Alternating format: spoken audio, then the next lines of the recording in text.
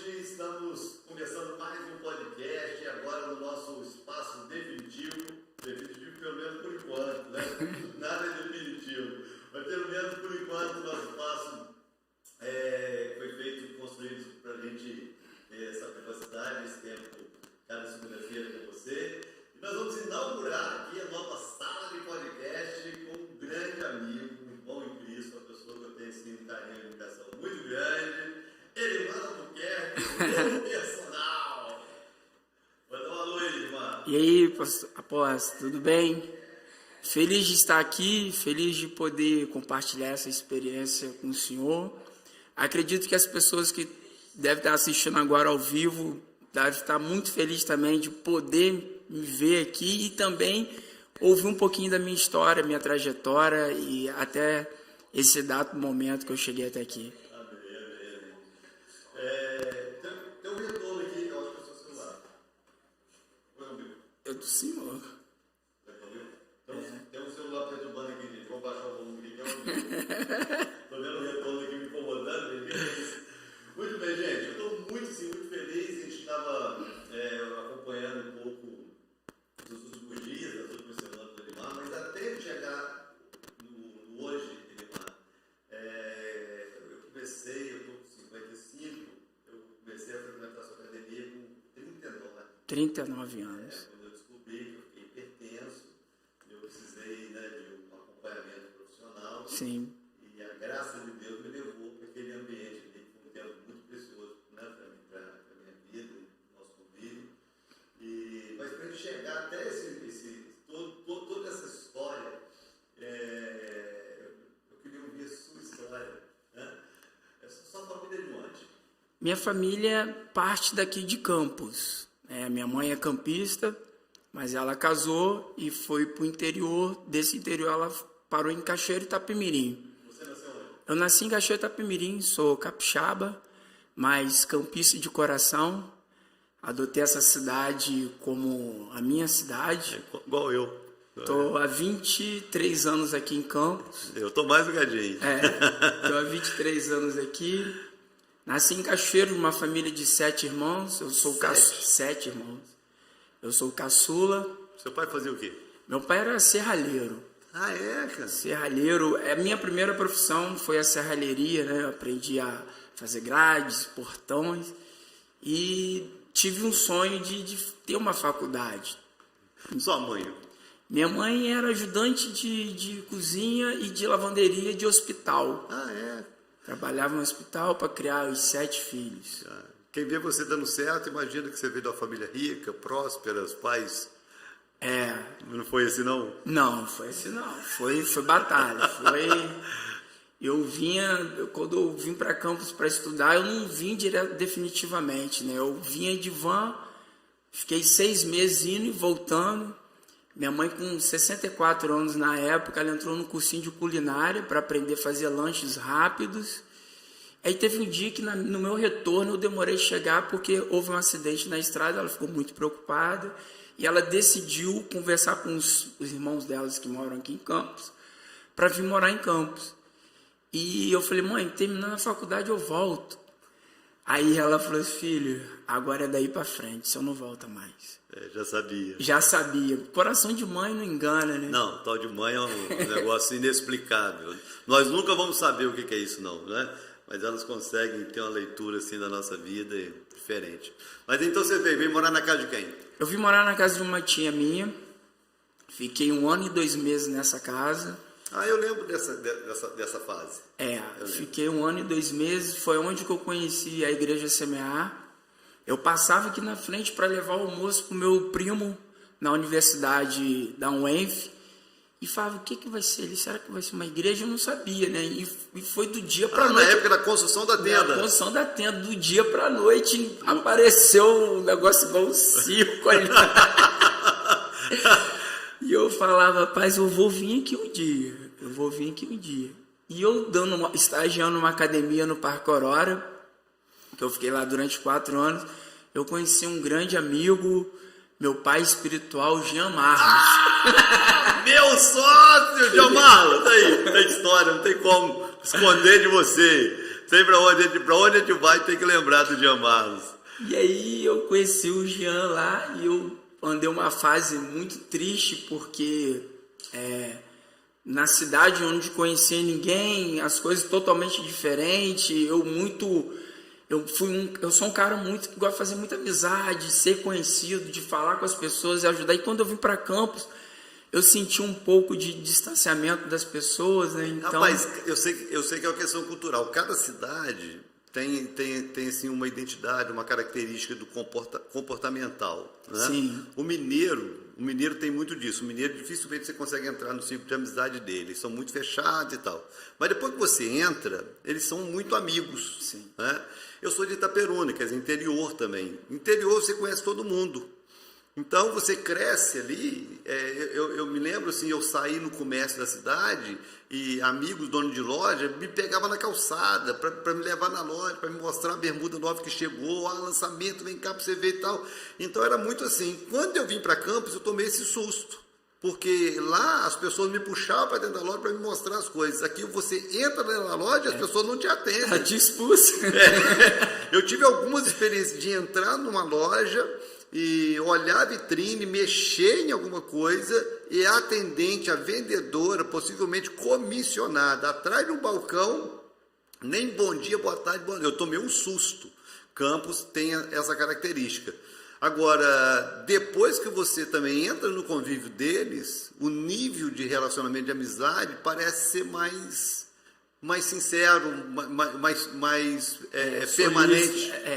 E foi isso que mas até entrar. Até entrar. E nesse período para entrar, eu conheci o Jean, e o Jean me fez um convite para ir a uma célula, e no primeiro dia que eu fui na célula, eu me converti. Eita. No primeiro dia, parecia que o ministrador estava falando tudo para mim. E ali a minha vida deu um loop, mudou 360. Liguei para minha mãe em Cachoeiro. O Jean que era o líder? Não, Luiz Alberto. Eu lembro, que era da Ceifa 3. Isso. Eu lembro. Aí, Jean me levou, aceitei Jesus, liguei para minha mãe, e aí minha mãe espalhou para a cidade toda, Cachoeiro. Meu filho se converteu. Já tinha algum evangélico na família? Já, a minha mãe e minha irmã. Sua mãe já orava com você? Já. Então, eu chegava em casa, eu via minha mãe de joelho dobrado, véu na cabeça. Então, assim, eu tive uma história dentro do evangelho, mas não tive uma experiência. É diferente de você ser levado. A sua experiência foi dentro de uma célula? Foi dentro de uma célula muito marcante. A célula, ela... Nós somos uma igreja em célula há 24 anos. 23 para 24 anos. E sempre foi uma coisa assim que a gente batalhou, trabalha. Até hoje, né? A gente trabalha muito para mostrar para as pessoas essa importância. Às vezes a dificuldade que uma pessoa tem de vir ao templo, ela não tem de ir na casa de um amigo. Sim. Né? Então, se todas as pessoas da igreja soubessem o valor de abrir a porta da sua casa, né, para realizar uma reunião semanal, para levar os amigos, a família, poxa, a gente teria assim, um alcance muito maior. Eu sou fruto de uma célula. Se não tivesse uma célula naquele local, naquele horário, às vezes eu não estaria aqui. E quando eu aceitei Jesus na célula, eu tive que fazer a mesma aceitação na igreja. Eu vi um culto de quarta-feira, e quando eu levantei a mão, foi Maurição que me levou na frente. Rapaz, você só pegou artista e só cadernal. Só A minha esposa fala que eu tenho um dom. Deixa o Jean ouvir isso. Aí o Maurição me levou até a frente, e dali foi meu passo a passo. Quando eu vi, um ano depois eu já estava me batizando junto com minha esposa, ganhei ela para Jesus, levei ela para a célula. Você não era casado? Não. Você se casou dentro da igreja? Casei na igreja. Então, assim, começamos a fazer a corte na época, que era bem... Era um desafio. Era um desafio. Sempre vai ser. Sempre vai ser. Fiz a corte e logo em seguida nos casamos. Deus nos presenteou com 2 heranças, que é o Daniel e a Mariana. Somos uma família bonita, linda na presença. E de lá para cá eu fui colhendo amigos, né, frutos, né? E uma frase que eu não consigo esquecer foi quando o senhor começou a treinar, porque eu sentava lá atrás na cadeira e falava assim, um dia eu vou treinar meu pastor. E era meu sonho treinar o senhor, né? Então, eu tinha aquilo, eu achava muito distante, mas era um sonho. E quando o senhor chegava na academia, o senhor falava para mim, rapaz, você não pode ficar fora daqui, é como se você fosse o pastor dessa academia. E ali eu entendi qual era o meu propósito. Eu passei por muitas fases na vida, abri várias academias, já tive 3 sociedades diferentes, mas eu entendi que comigo é diferente, não porque a minha profissão ela é igual a todas, né? Mas quando você faz com amor e se dedica àquilo que você faz, as pessoas conseguem perceber. Com certeza. Eu vou contar um pouco dessa fase, porque foi uma fase assim, que marcou minha vida também. Eu descobri, né, que eu tinha essa herança, muitos hipertensos na família, e eu fui descobrir que não ia entrar dinheiro, mas a hipertensão entrou, porque foi a herança que veio, né? E eu descobri depois de uma viagem. Eu tinha feito uma viagem internacional, aí eu cheguei com dor na nuca e tal, achei que tinha sido um avião desconfortável, viagem muito longa, enfim. Aí eu procurei um médico, e o médico chegou para mim e me deu a triste notícia, você é hipertenso. Eu não gostei dessa coisa, você é. Prefiro a ideia, você está. Mas ele falou que é muito improvável, explicou toda a questão técnica e tudo mais, você entende, né, a questão profissional. E ele me deu um susto na época, eu conto isso para todo mundo, ele me deu um susto, doutor Guilherme Alci, um médico extraordinário, acabou a gente fazendo amizade, e um cara muito joia. E ele foi muito sincero comigo. O doutor Guilherme chegou para mim e falou assim, você vai fechar a boca, você vai tomar esse remedinho aqui, passou o remedinho de pressão, e você vai procurar uma atividade física, porque senão você não vai longe, não. Quando ele falou a última frase, passou um filme na minha cabeça. Eu com 39 anos, minha esposa nova, com filho, eu falei assim, não dá, né, irmão? Não dá para deixar as crianças chamando de pai, não, vou me cuidar, né? Aí eu falei assim, eu tenho que me cuidar. E eu sempre gostei de atividade física, mas o Ministério, a desculpa, né, de não ter tempo, de fato não tinha, era uma correria muito grande, mas você não tem tempo até você... criar o seu tempo. Se torna uma necessidade, né? Ou você se cuida ou você não vai longe. Verdade. Aí eu lembrei logo, assim, vou para o Elimar. Passo na frente de 300 academias para chegar onde era a academia em frente, a Casa Vide na época. Um estúdio, né? Um estúdiozinho, que muito pouco equipamento, né? Em 2005. E eu gostava, né? Aquela coisa toda. E eu lembro até hoje, cara, das taxas, devia estar pesando uns 88 quilos, a taxa de gordura em 36, e a pressão chegou a bater 17/11, cara. E eu tinha uma viagem marcada para Israel via Egito, que é a mesma que nós vamos fazer no próximo ano, via Egito, subir o Sinai. E eu tinha subido o Sinai outras vezes e eu tinha passado mal. Altitude, né? Altitude, uma série de coisas, alimentação do Egito, aquela coisa toda. Aí eu falei para você, rapaz, eu preciso me preparar para o Sinai e eu preciso melhorar minha condição física e tudo mais, e as taxas e tudo mais. E você pegou comigo. Foi mesmo. Pegou comigo. E era legal porque a gente acabava treinando junto. Treinava junto e era todos os dias. Todo dia. Todos os dias. Todo dia treinando, e esteira subindo, e vão para cá, musculação, e vão... Foi mesmo. Eu sei que eu bati assim, eu acho que com 41 no máximo, minha taxa de gordura tinha caído para 16, quase de atleta, né? Dentro da faixa. Dentro da faixa, pressão 12/8, controladinha, né, com remédio e tudo. E eu subi o Sinai, cara. Para mim foi uma grande conquista, porque a média lá, o pessoal normal, sedentário, normal, pessoal normal, chega a gastar 3 horas e meia para subir o Sinai. É muito... O solo é diferente. É sofrido, é dolorido. A gente sobe à noite porque de dia, se você olhar, você não tem coragem, né? Então, 3 horas e meia. Às vezes uma pessoa que mais preparada subia com 3 horas. Eu subi com 1h50. Caiu pela metade. Eu subi com 1h50, subi bem e desci bem. e não passei mal. Eu falei assim, poxa, meu personal. Eu devo isso ao meu personal. Então, Faz toda a diferença. Faz. Foi uma fase assim, foi o nosso primeiro contato, né? Foi o nosso primeiro contato. Aí depois fechou ali. Aí fechou, eu fiquei uns 6 meses parado e logo em seguida eu abri uma academia junto com meu cunhado, o Diogo. Ah, eu lembro disso. Aí ficamos... Mas você trabalhava na PAI também? Trabalhava na PAI. Fiquei 12 anos na PAI. 12 anos? Com crianças especiais. Tem uma pós-graduação em educação especial e uma pós-graduação em metodologia de treino. Então, assim, a atividade física, para mim, hoje, ela é a minha ferramenta para evangelizar.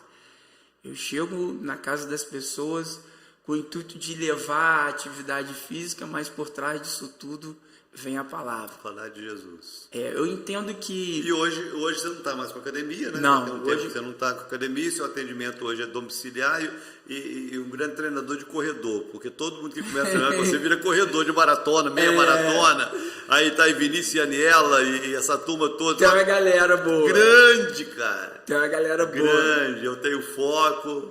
Tem uma galera boa que se dedica à corrida, porque a corrida... ela traz tantos benefícios, se as pessoas soubessem quantos benefícios que uma corrida pode trazer, quantas liberações de hormônio, ela teria os dias até melhores, entendeu?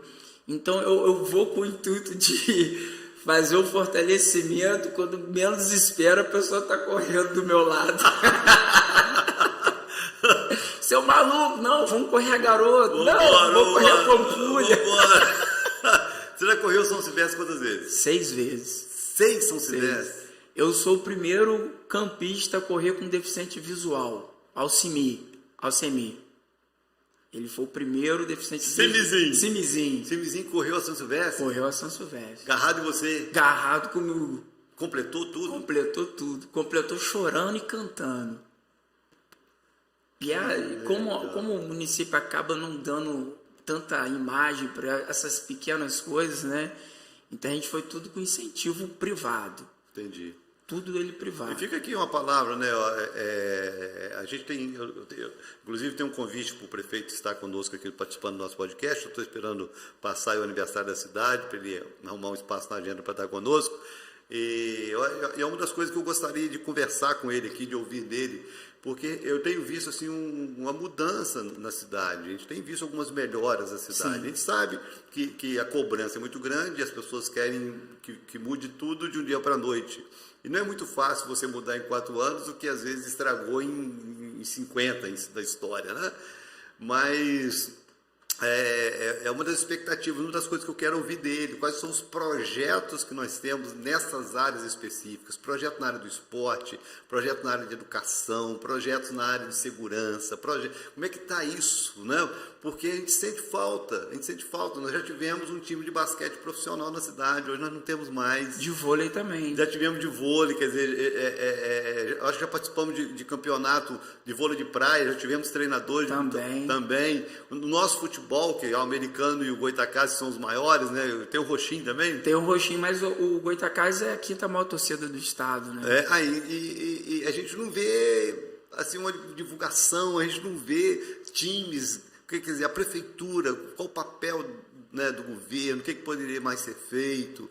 Eu acho que é uma dica aí, não só para o prefeito, mas para os vereadores, criar leis, não é? Porque às vezes a gente fala nos assuntos, às vezes a mentalidade pequena, né, de algumas pessoas acha que é simplesmente, eu vou ajudar no ônibus para o indivíduo ir correndo aí. Não é isso. E não é o esporte de base. Criar um projeto, criar uma lei, criar alguma coisa de incentivo, né, para quem está praticando esporte. E a gente tem muitos, né, em áreas específicas, futebol. Eu lembro de uma menina que acho que foi campeã de mundial de taekwondo, não sei nem o nome, quer dizer, como que a gente tem uma campeã mundial de taekwondo? Né? Esses dias eu passei aqui na Pelinca ali, aí estava o Léo Santos atravessando a rua. Rapaz, o cara do UFC, cara, o cara ganhou o TUF, né? Foi o Tuf no Brasil ganhou, e lutou também. Lutou e teve várias vitórias assim, dentro do UFC. E qual a participação, né, do governo nisso aí? Porque a gente vê isso lá fora, totalmente diferente, né? Os Estados Unidos, que é um país que eu acho que é muito referência, né? Essas pessoas viram heróis. Né? Viram heróis de uma cidade, viram heróis de uma nação, porque de fato é alguém que fez a diferença naquela área.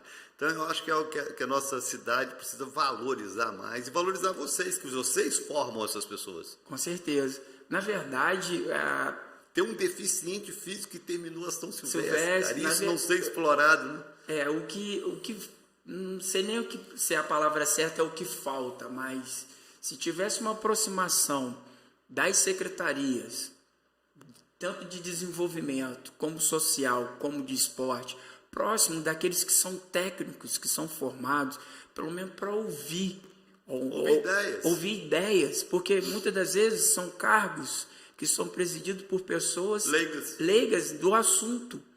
Então, assim, por exemplo, ontem nós participamos de uma prova aqui em Campos, onde que pessoas se perderam no trajeto porque não tinha um batedor. E tinha mais de 5 motos da Guarda Municipal e não tinha um batedor para puxar o líder. Estava batendo cabeça. Estava batendo cabeça, entrando em rua errado. Então, assim, são coisas mínimas para uma organização tão fácil de fazer, tão fácil mesmo de um profissional. Então não é dividir os louros, é assim e para um prol só, a sociedade, a quem está fazendo. Lógico. Se eu ofereço um trabalho, eu quero oferecer de qualidade, eu quero oferecer. Então, assim, é um pequeno detalhe que falta. Eu quero crer assim, que a mentalidade do prefeito atual é diferente disso aí. Eu quero crer. Estou até meio ansioso de ter ele aqui conversando comigo, porque eu estou assim, pondo uma certa esperança nele, na pessoa dele. Eu acho que tem uma cabeça diferente, eu acho que pode oferecer algo melhor. Então, eu sempre percebo, não sei se pode ser uma ilusão, que a maioria, né, dos erros administrativos do poder público, a maioria das vezes, são as pessoas que rodeiam não terem visão e não serem qualificados para estar ao lado de alguém que está com a caneta na mão. Exatamente. São mal assessorados e o medo de errar acaba você fazendo algo tão tradicional. Esse medo de dividir, achar que o outro vai roubar o espaço, e não entender que se der certo, se a igreja der certo, irmão, se um líder de célula der certo, se um líder de ministério der certo, a igreja dá certo, eu sou o pastor dela, eu vou dar certo junto. Né? Então, se a cidade dá certo no esporte, quem foi o prefeito? Foi o prefeito. Foi o prefeito. Não interessa, foi na gestão do prefeito. Lógico, não interessa se foi o secretário tal, se foi o vereador tal, quem foi que criou, quem foi o profissional. Então, se a prefeitura deu certo, o prefeito deu certo. Então, eu acho que essa mentalidade, eu acho que essa questão da assessoria, das boas ideias... Deveria ter. Eu acho que pode ter. Existe duas cidades modelos, a qual eu já participei de Olimpíadas especiais, que é Volta Redonda e Cabo Frio. Pô, pertinho da gente. Perto. E assim, reúne o Brasil todo. É mesmo? Reúne o Brasil todo. Volta Redonda tem um time de futebol grande, né? O próprio estádio de lá é um hospital e academia para idosos, é um centro de referência. Mas nessas cidades que dão certo é porque existe um conselho municipal de esporte. Esse conselho é como que fiscalizasse todas as ações das secretarias, tanto ela de esporte como ela de social. Entendi. Feito por pessoas da onde? Da sociedade. Mais profissionais. Profissionais da sociedade que vão não dar pitaco, mas sim dar termos técnicos em cima daquela ação que a secretaria está tomando. Entendi. Então acaba tendo um fiscal do fiscal, né? Um fiscal em cima da onde que está vindo o dinheiro público. E quando dá certo, é lógico, você está falando o nome de 2 cidades aqui, nós estamos projetando o nome de 2 cidades, sim, que com certeza é o prefeito que está por trás que vai receber, né, o mérito daquilo lógico, porque é na gestão que está sendo dele. feito. Então, assim, é muito bacana. Então vamos lá, mas vamos continuar a história. Tá chegando a água para nós aí. Obrigado. Mas aí, depois que fechou a academia, tentou uma, tentou outra, partiu para o personalizado. O personalizado partiu durante a pandemia. Na pandemia, Todo mundo parado. teve que se reinventar, né? Eu fui trabalhar numa empresa de reciclagem. Durante a pandemia fechada, como eu tenho uma outra profissão que é a serralheria, eu fiquei um tempo mesmo, durante 6 meses, trabalhando com um cunhado meu. De reciclagem. E eu trabalhava de 6 às 8 da manhã como personal, de 8 às 5 com latinha, alumínio e vários outros tipos de materiais. Eu abri a empresa junto com meu cunhado. Hoje se tornou uma grande empresa. Ah, que legal. Uma grande empresa. E depois das 17 horas eu partia para aula virtual. Comecei uma sala virtual onde deu gente de todo o Brasil na minha sala. É mesmo? Atendia virtual na minha sala, botava o notebook, aí entrava. Entrou gente de Brasília, Espírito Santo, Goiás, mais os alunos daqui. Aí quando passou esse período da pandemia, o Rodrigo, meu líder, me ajudou muito. Minha cabeça ficou muito embaralhada pelo fato... Foi um período difícil também, que você perdeu o seu pai primeiro, depois perdeu sua mãe. Eu perdi minha mãe e logo em seguida eu perdi minha irmã. Irmão, foi um tempo duro, eu lembro. Foi um bem tempo difícil. Bem apertado, mas acho que...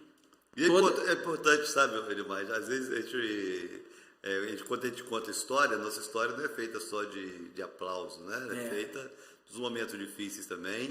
E é importante, né, acho que as pessoas saberem, que eu quero até te ouvir, né, o papel da igreja nos momentos bons e o papel da igreja nos momentos difíceis. Assim, eu falo muito com o Rodrigo a gratidão que eu tenho, porque se não fosse o Rodrigo, eu acho que eu ia ficar meio pneu da cabeça. Porque lockdown, eu tive 2 piripaques, fui parar na UPA, depois fui parar no card do Beneficência, porque eu sou hipertenso também, eu estou hipertenso, descobri com 42 anos. E aí o Rodrigo, calma, negão, relaxa, cara, as coisas vão passar. E ele ia todo... O negão pode chamar outro negão que não é não dá preconceito E ele me levava, ele todo dia na porta da minha casa, buzinava, ia lá, feria minha pressão, rapaz, você tá tranquilo, calma, é a fase. E eu fui entendendo que era apenas uma fase. Essa fase, ela me levou a outros lugares, né? Eu fui conectando com outras pessoas, essas conexões foram me trazendo novas ideias.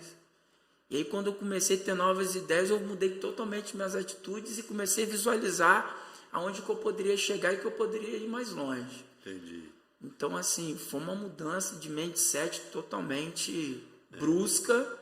Eu lembro de algumas conversas que nós tivemos, eu lembro de uma, né, a gente falando até de valores e tal, que você me falou quanto que você estava ganhando, eu falei, rapaz, não, você não é homem para ganhar isso não. Eu me prendi naquela palavra. Você é homem para ganhar X. Eu fui naquela palavra. Né? Eu fui porque eu entendi que eu estava aceitando, não qualquer coisa, mas eu não estava me valorizando tanto como um profissional. Então eu sabia que eu poderia entregar mais e nessa entrega eu poderia ir mais longe e ter novos resultados. Foi o que aconteceu. Porque a grande questão é que o resultado, você não tem que perseguir resultado, você tem que fazer a sua parte ser o melhor. O resultado é uma consequência. É uma consequência. Para mim o ruim é quando você está dando o seu melhor e esse resultado não está chegando, o reconhecimento não está vindo. Aí eu acho que é meio frustrante, eu acho que em qualquer área é frustrante, né? Em qualquer profissão é frustrante. O cara está ali se matando, dando o melhor dele, porque a gente sabe que tem um tempo, né? Você semeia, tudo na vida é uma semeadura profissional, você está semeando na vida de pessoas, o seu conhecimento, o seu tempo, enfim. Então a colheita ela vem, no momento vem, né? Agora, quando essa colheita não vem ou ela tarda demais, eu acho que fica meio frustrante, né, a vida, de alguma forma. Só que eu consegui linkar o que eu faço com amor. Eu consegui linkar. Não, mas isso você sempre fez, cara. Mas Não, isso aí sempre foi um diferencial. Foi, mas eu linkei de uma forma assim, cara, isso não, isso aí foi um diferencial desde as primeiras vezes, que naquele estúdiozinho ali, que eu lembro que eu comprei peso pra academia, comprou. Que não tinha. Rapaz, eu queria malhar um negócio, não tem peso, não tem uma barra, eu vou comprar, então eu comprei peso e tal. Não tinha. Mas é o que eu falei para você, você tem que estar aqui porque é a sua presença que faz diferença, porque esse sempre foi o seu diferencial. Você nunca foi um profissional pelo dinheiro, você sempre amou, você não dá simplesmente passa uma série, você dá uma aula em cada série. Sempre foi Exatamente. assim. Então, que liga o quê, o porquê disso, o porquê daquilo. Então eu descobri isso, né? Porque às vezes você passa as coisas tão natural que você acaba não percebendo que é com tanto amor que você está fazendo, né? Então, quando eu percebi que o que eu estava fazendo era com tanto amor, com tanta dedicação, eu falei, opa, calma aí, isso faz total diferença na vida do meu aluno. Com certeza. Isso vai chegar lá dentro dele, vai criar tantos hormônios, dopamina, endorfina, o cara vai ficar como? Então, eu entendi isso. Então, hoje, eu já utilizo o meu amor pela profissão, como ferramenta de trabalho. Então, eu entendo que a minha diferença não é dar uma planilha toda ela bem elaborada, com todo o planejamento, com toda a periodização, mas sim olhar por trás do que ele está me pedindo, e isso vai fazer a diferença quando eu entregar. Entendi. Foi total diferença mesmo. E ver o resultado não tem preço. Não tem preço. Eu tenho alunos, eu tenho o Magno, que até daqui da igreja... Meu Deus, foi um desafio para mim. O cara corria todo torto, tudo errado. Ontem mesmo, ele foi terceiro lugar no geral. É mesmo, terceiro melhor corredor da prova. Os dois que ficaram no pódio, os dois eram alunos meus. Então, assim, um trabalho que eu comecei com 5 pessoas há 1 ano atrás.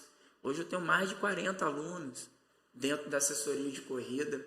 Então, assim, eu comecei com 5 alunos. Eu comecei meu filho, o Magno e mais 2 amigos. Falei assim, vamos dar resultado que os alunos vão vir. A gente todo dia falava. A gente viajava só, mas qual é a equipe? Era nós 5. Qual é a equipe? Não, era sempre nós 5. Daniel despontando. Então, assim, hoje eu chego... Quantos alunos seus correram ontem? Ontem foram 22 alunos. Que correram ontem? Dos 22, 20 levaram.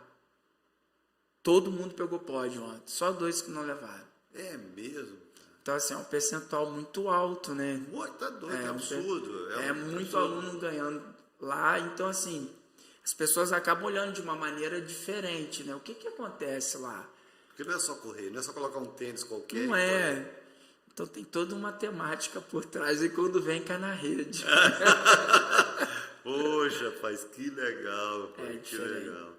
Que legal. Então, vamos lá. 6 São Silvestre. Eu tive a oportunidade de participar da primeira, assim, contribuindo para a sua ida. Foi minha primeira, em 2012. E aí, torcendo para você chegar a tempo do culto da virada, porque era de tarde, né? Para você chegar a tempo do culto da virada, para a gente ver você chegando e pá, correria a logística de viagem. Foi a primeira vez que eu andei de avião. Ai, que legal. Abriu as portas para mim, foi muito bacana. E depois ali eu fui em 2013, 2014, 2015.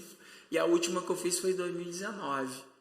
Puxa, lá são quantos quilômetros? São 15 quilômetros e 200 metros. Então, assim, a primeira vez a gente nunca esquece, né? Nunca tinha andado de avião com o papelzinho na mão, descer no aeroporto, pegar portão e tal. Cuidado para não despachar mala, aquele medo, né? Mas foi bacana, foi legal. Até chegar hoje. Até chegar hoje. E agora nós vamos falar do momento, porque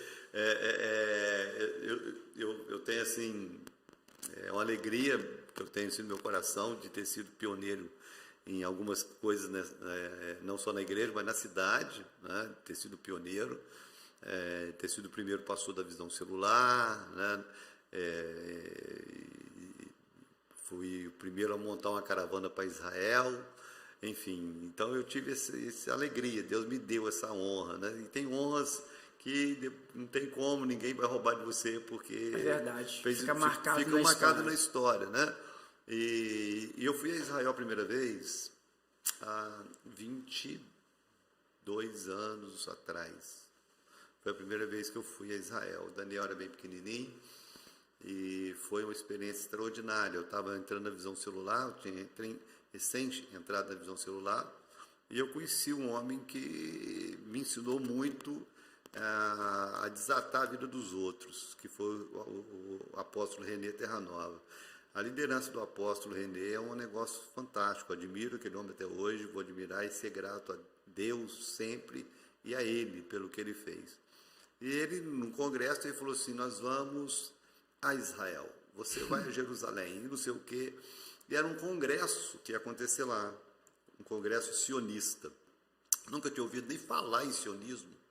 E o que eu vou fazer num congresso que eu não sei nem do que se trata. O que é isso? E ele colocando aquela pilha, vamos. E não era uma caravana nem nada, era um grupo que estava indo para participar desse congresso. E eu reuni a diretoria da igreja. Na época, eu lembro até hoje, ficava em $1.800 o pacote para passar uma semana em Israel. E a diretoria da igreja sempre viajou comigo nessas loucuras, né? Era algo que a igreja ia se apertar, mas nós vamos, é importante nosso pastor ir e tal. E, de fato, né, a igreja bancou a minha ida e eu fui a primeira vez. Voltei de Israel com a vida, assim, transformada. Minha visão bíblica, minha visão de igreja, minha visão de reino e minha visão de Israel. Porque eu não tinha uma visão de Israel, apesar de eu ter estudado história de Israel no seminário, aquela coisa toda. Aí depois que você pisa naquela terra, é totalmente diferente. E eu voltei de lá convencido, sim, de que eu tinha que levar o maior número de pessoas para a Terra Santa. Porque eu precisava promover essa experiência na vida de outras pessoas. E desde então, eu comecei os primeiros anos a levar na caravana do próprio apóstolo René.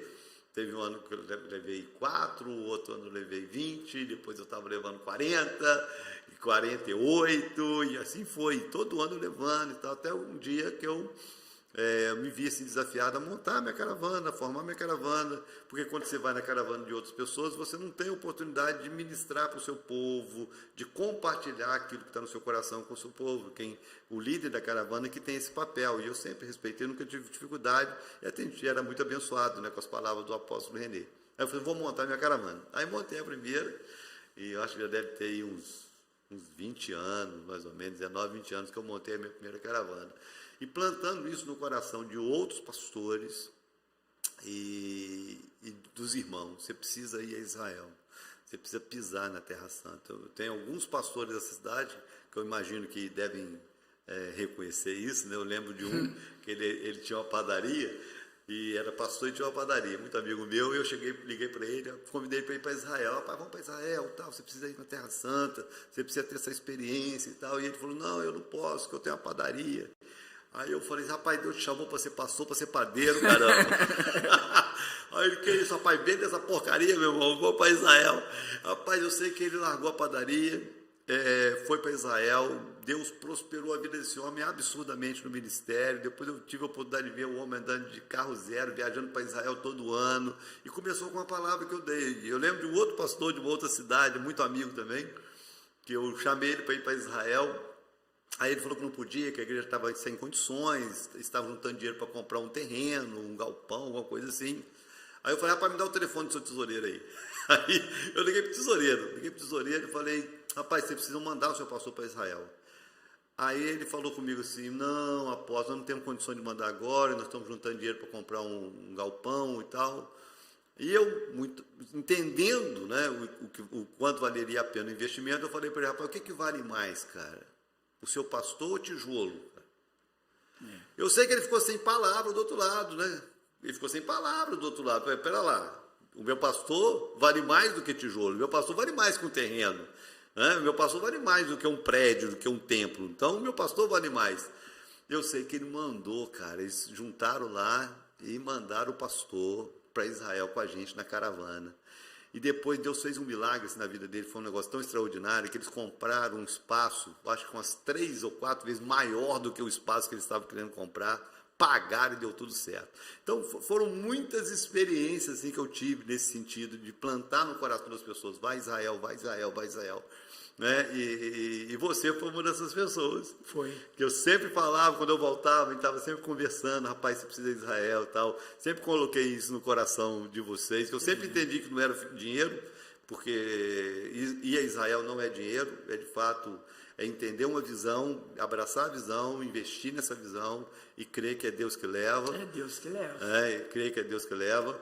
E eu fiquei assim, cara, muito, muito, muito, muito feliz, né, de você ter tido essa oportunidade.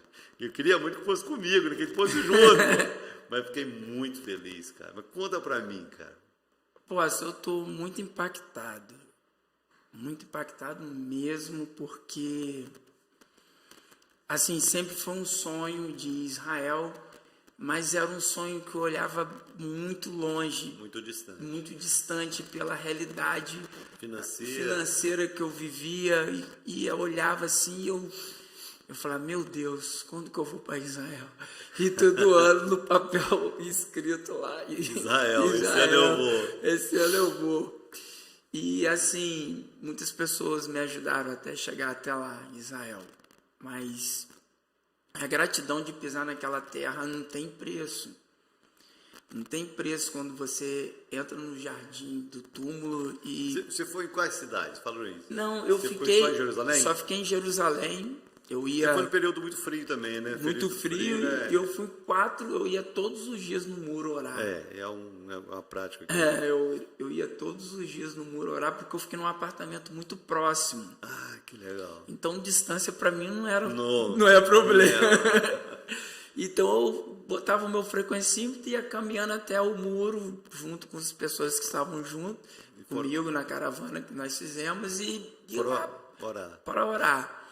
Assim, o que me deixou muito impactado todas as nações lá. Eu vi muitas nações naquele lugar. E você nem foi em período de festa? Não fui em período de festa. Porque período de festa é uma loucura.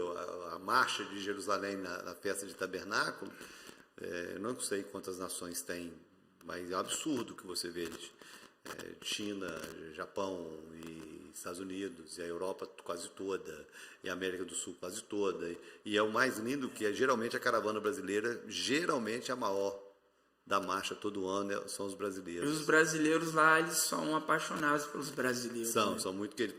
Tanto o árabe, né, que tem um carinho muito grande por nós. Você chega no comércio, quando você fala que é brasileiro, eles têm um tratamento diferenciado. Começa a gritar 25 de março com a gente. E o judeu também, que tem um cuidado muito especial com o brasileiro. Isso é uma gratidão por causa do Oswaldo Graça Aranha. Agora, né, quando o Bolsonaro na presidência também, que teve um excelente relacionamento, foi no muro orar e tal. Agora talvez queima um pouquinho o filme, né, porque o camarada aí gosta mais do Yasser Arafat do que... Mas a cidade, ela me deixou encantada, né? Porque além de ir para orar, eu via as pessoas, o respeito que tem, né, pelo local, o cuidado, né, de ter também povos dentro da própria cidade com tantas diferenças, né? A cidade velha é dividida em 4 bairros, são 4 religiões diferentes. Diferente, eu fui num bairro onde que é o Jardim do Túmulo, que são os palestinos que comandam ali perto da rodoviária, e era totalmente diferente, uma gritaria, tinha hora que eu me assustava, mas aí quando eu chegava no muro, eu encontrava os judeus orando com todas essas reverências. Enfim, mas o ambiente em si, a atmosfera em si, faz com que você viaje na Bíblia com mais facilidade, faz com que você abra os seus olhos de uma tal maneira... Eu vi algumas fotos suas. Você foi no Jardim do Túmulo. Conheceu o João Batista lá? Conheci o João Batista. Rapaz, o João Batista é um amigo. O João Batista foi meu primeiro guia quando eu fui lá a primeira vez, com $100 no bolso.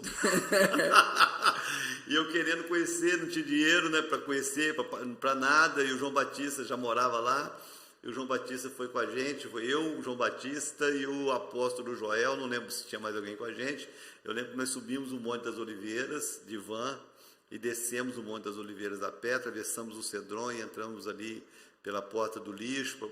Ele fez todo esse trajeto com a gente a pé, foi meu primeiro guia, João Batista. Eu fui lá, eu fui próximo ao monte, né, das Oliveiras, Eu fui vi na as Porta fotos. do Lixo também, próximo, que tem uns cemitérios assim. Rodei a muralha toda, que dá 5 É quilômetros. muito legal, né? Rodei ela toda. Você rodou por cima ou por baixo? Por fora dela toda, por baixo. Porque tem como andar por cima. Não, rodei por baixo. Tem como você fazer todo o trajeto por cima da Por muralha. cima da muralha, lá É entrando legal, pela Torre de Davi. Isso aí. Por lá, mas não, a gente resolveu andar pelo asfalto mesmo. Bora. Dá a volta. Vambora, só tem corredor É aqui, lindo, vambora. É é lindo lindo. demais. E as pessoas também, o respeito que elas têm, né? Porque a gente, para mim, o maior desafio, por eu não falar nenhuma língua ainda, eu já vim de lá decidido a falar não inglês de Mariana, né? Todo mundo que vai a Israel a primeira vez fala, eu tenho que falar inglês. Tem que falar inglês, mas eu me virei legal. Me virei legal.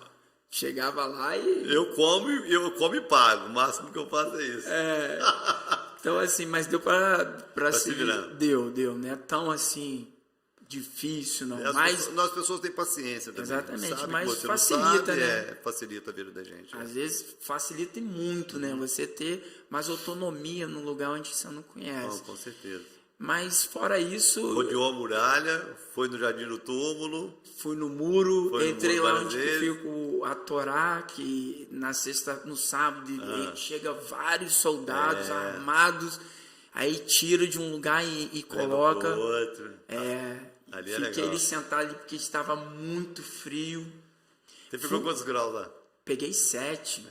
Peguei Eu 7. peguei 0 a primeira vez. Que eu Meu fui. Deus do céu, tanto frio aqui. Eu peguei 0 grau. E fui num culto em uma igreja lá que fica 24 horas, de todas as nações. Lá onde tem o relógio de oração? Ali é legal. Ali é Monte das Oliveiras, pô. Então, fui num culto lá e a tipo visão... uma casa, uma casa, e a né? visão era pra cidade, Lindo, assim. é legal, eu já estive lá algumas vezes. Aí tinha até um grupo de coreanos Tem um relógio de oração no chão, aí tem o lado do Brasil e tal. ministrando o culto, assim, foi muito Poxa, legal. uma experiência muito bacana. Uma quarta-feira no culto lá. Eles oram ali 24 horas. 24 horas orando. Oram pelo mundo inteiro, cada hora por uma nação, tem o horário do Brasil. Tinha um brasileiro que morava ali, missionário, que morava ali só para orar pelo Brasil, no horário do Brasil. Eu encontrei um judeu lá, inclusive o pai dele até é de São Paulo, o Benji, mora lá, então ele mandou a localização, a gente foi lá, participamos do culto. Aí logo depois que acabou o culto, entrou um pessoal da Austrália para fazer a oração e a gente caminhou para casa.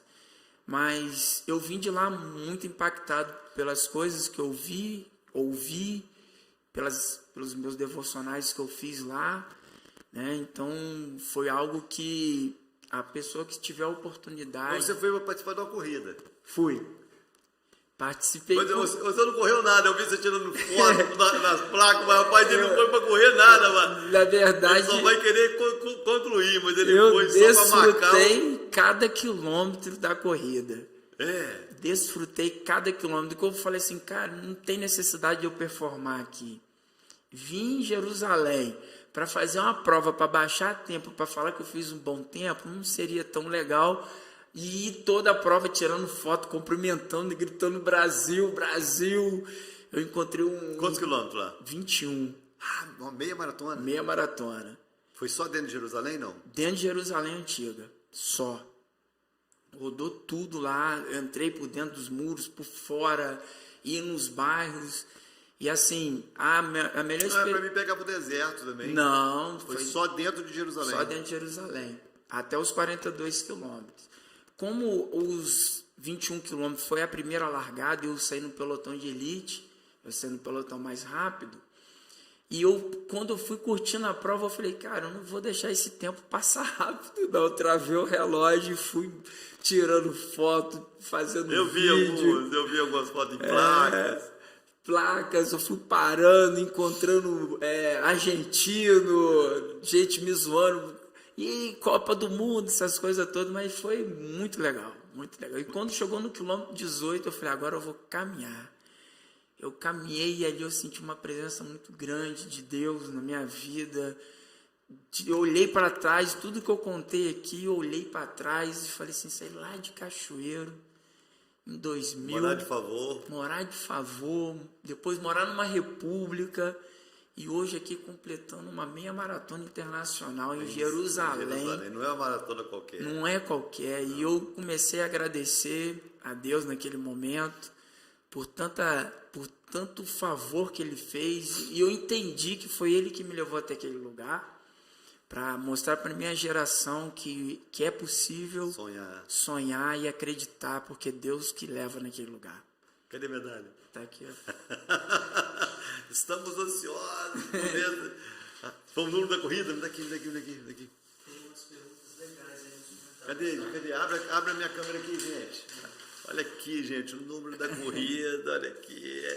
Meu nome aí, com a bandeira do Brasil. Ih, cara, que legal, cara. Que legal. A medalha, mostra a medalha aí, mostra a medalha pra cá, aqui, ó. A medalha é muito bacana. Um lado, parte da Jerusalém antiga, misturando com a cidade nova. A cidade nova, aquela ponte. É. Um moinho. Poxa, que legal, cara. Do outro lado, os corredores de todas as modalidades que teve. Poxa, parabéns, Limar. E foi uma festa, né, na hora de receber a medalha. Eu nunca tinha visto tanta fartura numa corrida, tanta segurança, né? Eu, assim, como eu não sei falar inglês... Ninguém errou o caminho lá, não. Só em Campos que erra, lá não. Não tem como errar, não. Cortar caminho, nada disso. Não tem. Muito organizado? Muito organizado, muita segurança. Para você entrar na área de aquecimento, você passava por uma barreira de policiais e pelo exército também. Passava por detector de metais, tomava uma geral, cachorro. E aí depois que você entrava na arena, você ficava à vontade, né? Café da manhã, muita fartura, maçã, vários tipos de fruta, massagem. E as frutas lá são especiais, cara. Doce demais, muito doce. Eu nunca chupei. A uva de lá é diferente. Uva, tangerina, maçã, então nem se fala. Romã, tudo lá é diferente, E assim, e aí você acaba a prova, você pode ter a escolha de receber uma massagem também. É mesmo? E você chegava com esse número, né? Então eles identificavam que era brasileiro e gritavam, Brasil! Tal, cada as nações ia passando e eles identificavam e falavam no microfone. Então, assim, foi um momento tão especial que... Deixa eu ver a medalha aí, Eu não queria que acabasse. Você ficou quantos dias lá? Eu cheguei lá saí daqui num domingo, cheguei lá numa terça-feira e retornei numa segunda-feira. Fiquei uma semana, 6 noites. 6 noites. 6 noites lá. 6 noites. 6 noites. Fuso horário deu uma bagunçada. Porque eu tava numa programação de alimentação e hidratação. Eu falei, meu Deus, como que eu vou seguir isso aqui? E até o próprio medicamento que eu uso da pressão, eu tive que me adequar. Não mudei meu relógio de pulso para deixar... Perguntas? Tá onde? Tá no meu WhatsApp, vou olhar aqui. Para deixar assim, o medicamento no mesmo horário do Brasil, né? Então, a preocupação com a alimentação também, a gente comprava a comida no supermercado para poder fazer. Perguntas, Elimar, para o profissional. Nós temos um pouquinho de minuto, está acabando, pô, já tem 1 hora que a gente está conversando aqui. Mas tem que responder essas perguntas aqui. Qual o primeiro passo para um sedentário começar a se exercitar? Procurar um profissional. Primeira coisa. Não faça de orelhada, não vai com um amigo. De preferência, procurar um cardiologista. O cardiologista vai encaminhar... Na verdade, de procurar um profissional de educação física, a primeira coisa que o profissional de verdade vai falar é procure um cardiologista. Exatamente. Senão não é um bom profissional. Não, esquece, aí não tem como. O professor de educação física, como eu trabalho junto com uma equipe técnica, né? Cada um dentro da sua área, e eu sempre indico o cardiologista. Na verdade, as duas coisas se completam. Se você for num cardiologista que não te orientar a fazer atividade física, esquece dele. Exatamente. Né? Esquece dele. E se você for no profissional de educação física que não te orientar um cardiologista, esquece dele também. Então tem que procurar um. Primeira coisa é isso. Outra coisa, qual o Instagram para você seguir o Elimar? Elimar Albuquerque. Aqui, olha, tá muito chique, gente. Alto nível aí. Aí, ó, segue aí Elimar Albuquerque no Instagram do Elimar. Segue, sempre tem dicas, sempre tem, né? Sim. O calendário de prova. Calendário de prova que o Elimar tá fazendo. Segue o Elimar aí, divulga aí o Instagram do Eu tenho uma Elimar. plataforma de trabalho, que é uma plataforma onde eu atendo online. E a gente tem encontros de segunda a sábado. Todos os dias na minha plataforma tem encontro presencial lá na quadra da Igreja Santo Antônio, onde eu faço um trabalho ao ar livre, na UENF e no Damas. Show. Então são os horários que a gente atende presencial. Fora a planilha online. Show de bola. E a outra pergunta, como foi a preparação física para correr em Jerusalém? A preparação foi entre as aulas, né? Porque às vezes eu estou preparando os meus alunos para outros desafios e quando o meu tempo era muito restrito. Então, às vezes era de madrugada, às vezes era tarde da noite, na hora do almoço. Então, entre uma aula e outra, eu sempre estava me preparando. Tenho acompanhamento do meu cardiologista, eu tenho um cardiologista que tem altitude, Jerusalém é muito mais alto. Muito alto, muito seco pra caramba. Seco, eu tive muita dificuldade. Ainda pegou período frio ainda. Tem mais pergunta? Com a hidratação. Tive dificuldade um pouco com a hidratação, né? Porque é um clima seco e você acaba não percebendo tanto que você está sendo desidratado. O problema do então, deserto é isso. Você desidrata sem perceber. Sem transpirar. Exatamente. Eu saí do Brasil com a média de 4 litros por dia, que é para uma média de 1,5 litro, 2 litros. Que isso. Então, assim, é sacrifício grande. A alimentação não tive tanta dificuldade, porque a gente produzia o nosso alimento dentro do apartamento mesmo, então não tive dificuldade.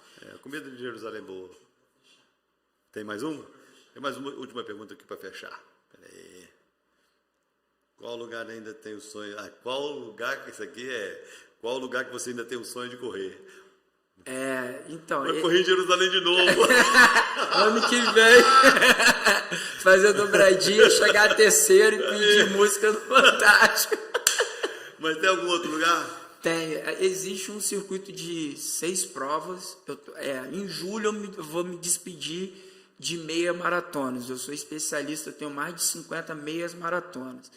Então, eu ouvi do meu professor da minha pós-graduação que eu precisava de um tempo grande, a gente chama de lastro, para você mudar de distância. Então, em julho eu já coloquei como data prevista para ser minha última meia maratona e partir para as maratonas de 42. Então, existe um circuito de 6 provas mundiais, as 6 melhores maratonas do mundo: Tóquio, Chicago, Boston, Londres, Alemanha. Deu 5. E Nova York. Imaginei, Nova York tinha que entrar. A maioria nos Estados Unidos. A maioria nos Estados Unidos. E para entrar lá, você tem que ter índice. Entendi. Tem que ter índice. Então, assim... Então, a partir de agosto, você começa a me preparar para provas mais longas. Qual a idade? Em agosto eu faço 47 anos. Eu tenho 46. Que legal, cara. Que legal.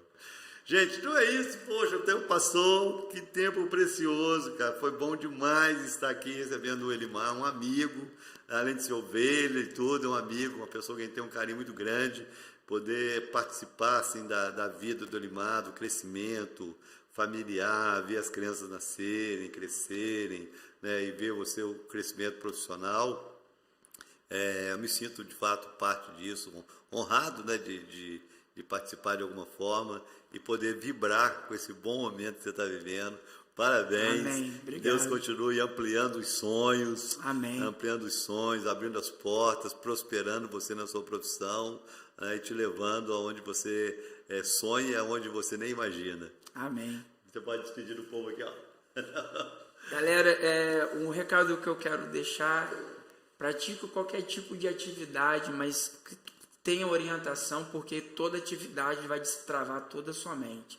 E você vai acreditar mais nos seus sonhos. Valeu.